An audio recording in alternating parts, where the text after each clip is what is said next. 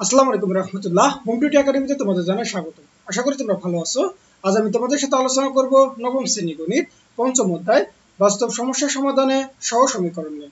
তোমাদেরকে বলতে চাই, তোমরা যদি আমার চ্যানেল নতুন হয়ে থাকো অবশ্যই চ্যানেলটিকে সাবস্ক্রাইব করিও।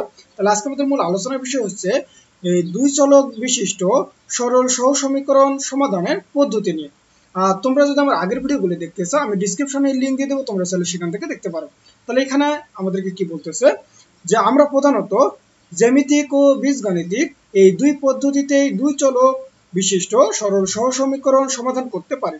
চলো সমাধানের পদ্ধতিগুলো জেনে নিই। অর্থাৎ আমরা যে দুই চলক বিশিষ্ট সহ সমীকরণগুলো আছে এগুলো আমরা দুই পদ্ধতিতে কি করতে পারি, সমাধান করতে পারি। এক হচ্ছে এই যে জ্যামিতিক পদ্ধতিতে, আর একটা হচ্ছে কি বীজগাণিতিক পদ্ধতিতে। যে চলো আমরা এই দুই পদ্ধতি একটু জেনে নেওয়া যাক যে আসলে এই দুই পদ্ধতিটা কি রকম। তাহলে আমাদের এই যে সর্বপ্রথম হচ্ছে জ্যামিতিক পদ্ধতির মধ্যে রয়েছে হচ্ছে লৌকিক পদ্ধতি বা গ্রাফিক্যাল মেথড, আর বীজগাণিতিক পদ্ধতি এর মধ্যে রয়েছে মূলত হচ্ছে কি এই প্রতিস্থাপন পদ্ধতি, অপনয়ন পদ্ধতি আর হচ্ছে আর গুণন পদ্ধতি। তাহলে সর্বপ্রথম আমরা আলোচনা করব মূলত লৌকিক পদ্ধতিতে কিভাবে আমরা এই যে সমীকরণগুলোকে সমাধান করব। তাহলে জ্যামিতিক উপায়ে লেখচিত্র অঙ্কন করে কিভাবে দুই চলক বিশিষ্ট সরল সহ সমীকরণ সমাধান করা যায় এরই মধ্যে তোমাদের সেই অভিজ্ঞতা হয়েছে। তোমরা ইতিমধ্যে দেখছো যে সরল সহ সমীকরণে প্রত্যেকটি লেখ এক একটি সরল রেখা, আর সরল রেখাটির প্রত্যেকটি বিন্দুর স্থানাঙ্ক সংশ্লিষ্ট সমীকরণটিকে কি করে, সিদ্ধ করে।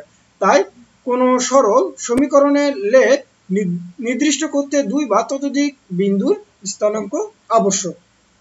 চলো নিচে দুই চলক বিশিষ্ট সরল সহ সমীকরণ দুটিকে লৈখিক পদ্ধতিতে সমাধান করে সমীকরণ দ্বয়ের সাধারণ সমাধান বের করার কি করে চেষ্টা করি। অর্থাৎ দেখো নিচে একটা উদাহরণ দেওয়া আছে, এটা এখন আমরা যে লৌকিক পদ্ধতিতে সমাধান করে কিভাবে এর সমাধান বের করতে হবে সেটা আমরা এখন কি করব, চেষ্টা করব। তাহলে এখানে সর্বপ্রথম আমাদের উদাহরণে কি বলতেছে যে নিচে দুই চলক বিশিষ্ট সরল সহ সমীকরণ দুইটিকে লৈখিক পদ্ধতিতে কি করো, সমাধান করো। তার মানে কি আমাদের এক নম্বর সমীকরণ দেওয়া আছে যে 4x - y = কত 5, আর দুই নম্বর সমীকরণ দেওয়া আছে 7x - 4y = কত আমার হচ্ছে 2।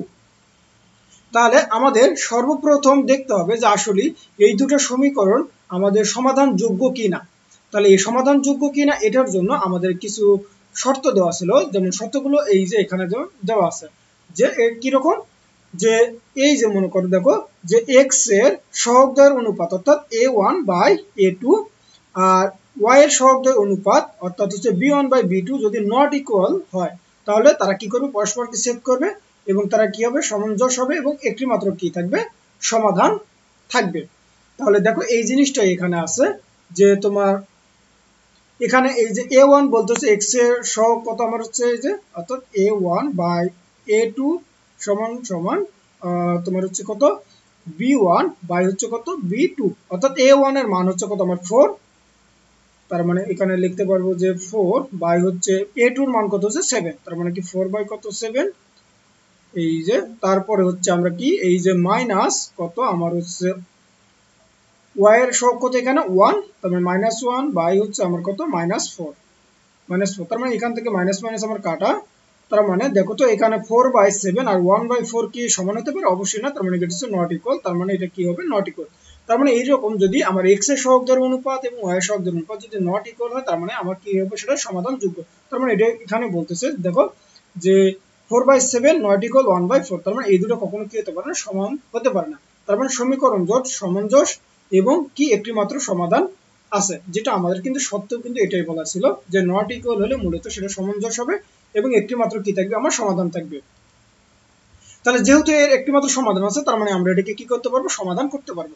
তাহলে পরবর্তীতে কি বলতেছে যে 1 ও 2 নং সমীকরণ লেখচিত্র অঙ্কনের জন্য 3টি করে বিন্দু স্থানাঙ্ক নির্ণয় করো। তাহলে সমীকরণ 1 নং হতে কি পাই, যে আমাদের সমীকরণ 1 নম্বরটা কি ছিল, মূলত এই যে 4x - y = কত ছিল আমার 5।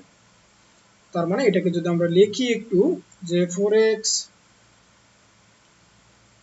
- y = কত আমার 5, তার মানে এখান থেকে আমরা কি লিখতে পারবো যে এই যে 4x -5 ইকুয়াল কত হচ্ছে y, তার মানে y সমান সমান আমরা লিখতে পারবো যে 4x - 5। তার মানে এটাই কিন্তু লেখা যায় যে y সমান সমান 4x - 5। তার মানে এটা লেখা হয়েছে যে এখানে হচ্ছে 4x কত 5।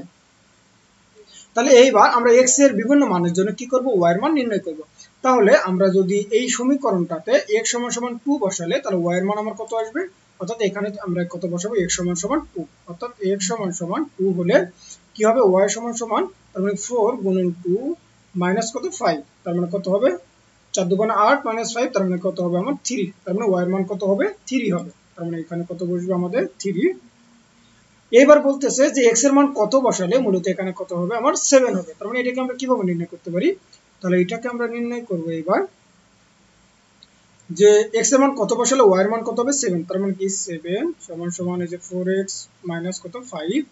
তার মানে এখান থেকে লিখতে পারবো 4x সমান সমান 7 প্লাস কত 5 ইকুয়াল x সমান সমান তোমার হচ্ছে 5 সাথে কত হবে 12 বাই হচ্ছে 4 ইকুয়াল কত হবে আমার হচ্ছে 3। অর্থাৎ 4 কে 12 কে 4 দ্বারা ভাগ করলে কত হবে আমার 3 হবে। তার মানে x এর মান কত হবে, x এর মান 3। তাহলে x এর মান 3 হলে y এর মান কত হবে 7। আর যখন x এর মান 0 তার মানে কি এটা পুরোটাই 0, তার মানে কত হবে -5। তাহলে আশা করি বুঝতে পারছি 1 নম্বর সমীকরণটা। এবার 2 নম্বর আমার সমীকরণটা কি দেওয়া ছিল যে 7x - 4y 2। তাহলে এখানে কি দেওয়া ছিল 7x - 4y, 7x - 4y equal কত ছিল 2 ছিল। তাহলে এইখান থেকে আমরা এবার y এর মান নির্ণয় করব। তাহলে y সমান সমান কি লিখতে পারবো, তাহলে এবারও আমার এই যে 4y সমান সমান লিখতে পারবো যে 7x - 2।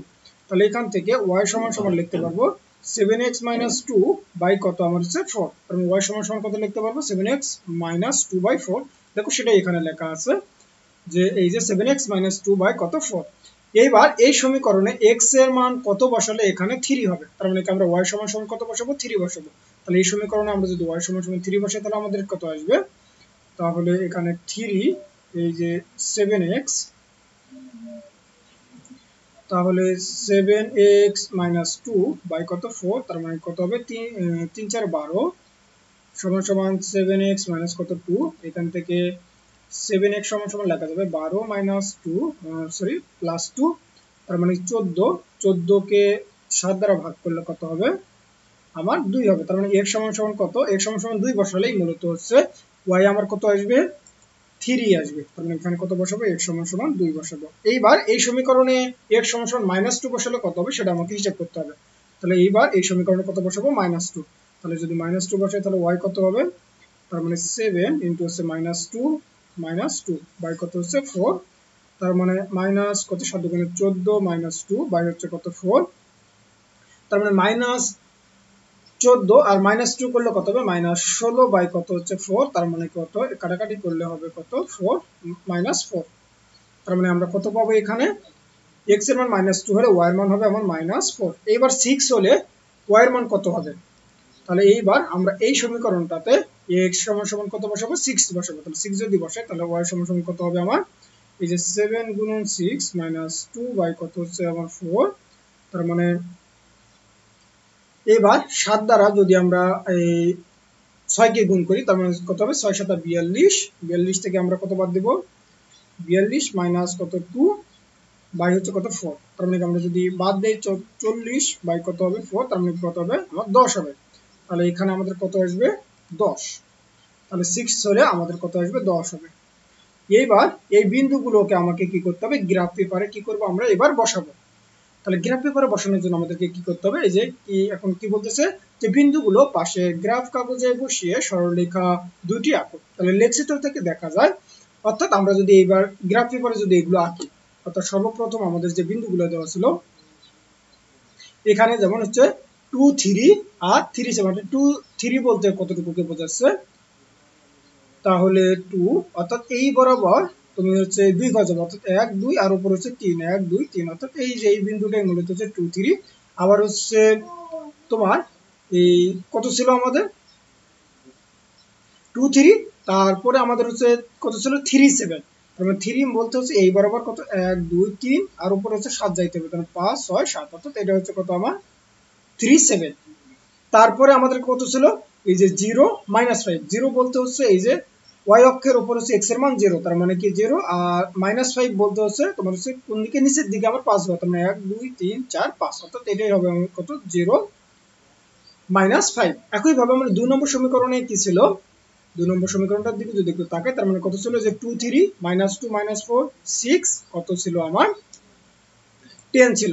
তার মানে আমাদেরকে গ্রাফ পেপারে যখন মানগুলো বসাবো, আমার হচ্ছে এই যে এই দিক বরাবর হচ্ছে x এর পজিটিভ মান, এই দিক বরাবর হচ্ছে x এর নেগেটিভ মান, আবার এই দিক বরাবর y এর পজিটিভ মান, আর এই দিক বরাবর হচ্ছে y এর নেগেটিভ মান। এইবার আমরা বসাবো কত, আমাদের ছিল হচ্ছে এখানে কত ছিল আমাদের, এই যে 2 3, তার মানে 2 3 কোনটা, এই যে দেখো 2 3 তো আমাদের এই বিন্দুকেই বোঝাচ্ছে।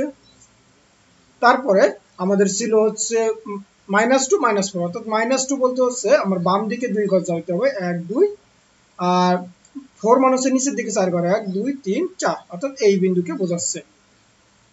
ঠিক একই ভাবে আমাদের ছিল হচ্ছে 6 আর 10, তার মানে আমাকে হচ্ছে x এর মান যেহেতু পজিটিভ, তার মানে আমার ডান দিকে যাব কত 6 ঘর, তার মানে 5 6, আর উপরে যদি 10, তার মানে কি কত, এই যে 5, এই যে কত 10, তার মানে এটা কত হবে আমার হচ্ছে 6,10। তাহলে যেহেতু এই দুটো সরলরেখা থেকে একটা বিন্দুতে আমরা ছেদ করছে, যেটার নাম হচ্ছে কত পি বিন্দু, অর্থাৎ 2,3, যেহেতু এই বিন্দুতে আমার ছেদ করতেছে, তার মানে এটাই হবে আমার হচ্ছে কি, অর্থাৎ 1 ও 2 নং সমীকরণ দ্বয়ের একটি মাত্র সমাধান আছে, তা হচ্ছে কত 2,3, অর্থাৎ x এর মান হচ্ছে 2 আর y এর মান হচ্ছে কত 3। তাহলে আশা করি বুঝতে পারছো কিভাবে এই লৌকিক পদ্ধতিতে এই দুটা সরল সমীকরণে কি করতে হবে, সমাধান করতে হবে। এইবার আমাদেরকে দেখো এখানে একটা একক কাজ দেওয়া আছে, তাহলে একক কাজ আমাদের কি বলতেছে, যে নিচের প্রতিজোড়া সমীকরণের মধ্যে যেগুলো সমাধানযোগ্য তাদের লেখচিত্র এঁকে সমাধান করো এবং অসংখ্য সমাধানের ক্ষেত্রে কমপক্ষে 3টি সমাধান লেখো। তাহলে আমি এটা নিয়ে পরবর্তী ভিডিওতে আলোচনা করব। তাহলে আজকের মতো এই পর্যন্তই, তোমরা সকলে ভালো থাকবা, সুস্থ থাকবা, আল্লাহ হাফেজ।